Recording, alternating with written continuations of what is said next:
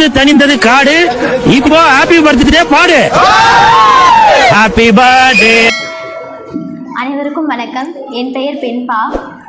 இது வந்துட்டு சொன்னார், விதைச்சது வந்து இவங்க தான், அதாவது என்னை நம்பி முதல் புக்கை வந்து என்கிட்ட வந்து கொடுத்தது வந்து இவங்க தான் அப்படின்னாரு. ஆனால் வந்துட்டு இவரை பார்த்ததுக்கப்புறம் தான் வந்து லைஃப்பில் மிராக்கிள் வந்து நடந்த மாதிரி இருந்துச்சு.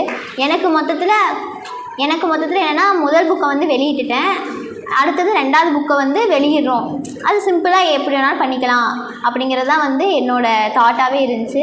இது வரைக்கும் வந்து அது வரைக்குமே அணிந்துரை எழுதுறது, யார்கிட்டையாவது வாழ்த்துறை வாங்குறது, அதை பற்றிலாம் நான் யோசிச்சது கூட கிடையாது.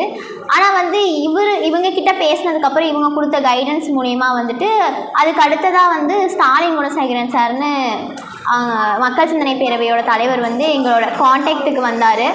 அவர் மூலியமாக தான் வந்து தேவி பாரதி சாரோட கான்டாக்ட் கிடச்சி நாங்கள் வந்து எங்களோட புத்தகத்தை வந்து சாகித்ய அகாடமி அவார்டு வாங்கின தேவி பாரதி அவர்கள் மூலயமா வந்து வெளியிட்டோம். ஆனால் எனக்கு வந்து என்ன தோணுச்சு அப்படின்னா, அதே ஈரோட்டில் இருக்கிற ஆளுமைகள் தான், ஆனால் இவங்க என்னோடய லைஃப்பில் எனக்கு தெரிஞ்சதுக்கு அப்புறம் தான் வந்து அவங்களே வந்து பழக்கமானாங்க. ஸோ வந்து இவங்க வந்ததுக்கப்புறம் தான் வந்து லைஃப்பில் மிராக்கிள் நடந்த மாதிரி இருந்துச்சு. அதுக்கடுத்து தான் வந்துட்டு இவங்களை சைமன் சாரை வந்து நான் ஃபஸ்ட்டு ஈரோடு புத்தக திருவிழாவில் புக் ரிலீஸ் அப்போ தான் பார்த்தேன்.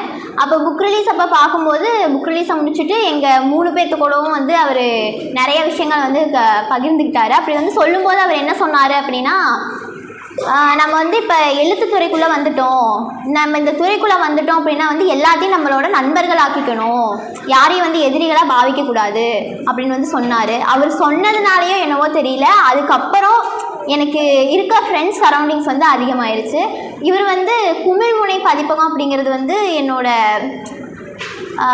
எப்படி சொல்கிறது, அதாவது என்னோட வாழ்க்கைக்கு வந்து ஒரு வழித்துணையாகவும் வந்து சைமன் சார் இருந்திருக்காரு அப்படின்னு சொல்லிட்டு உங்களுக்காக வெயிட் பண்ணிட்டு இருக்கேன்.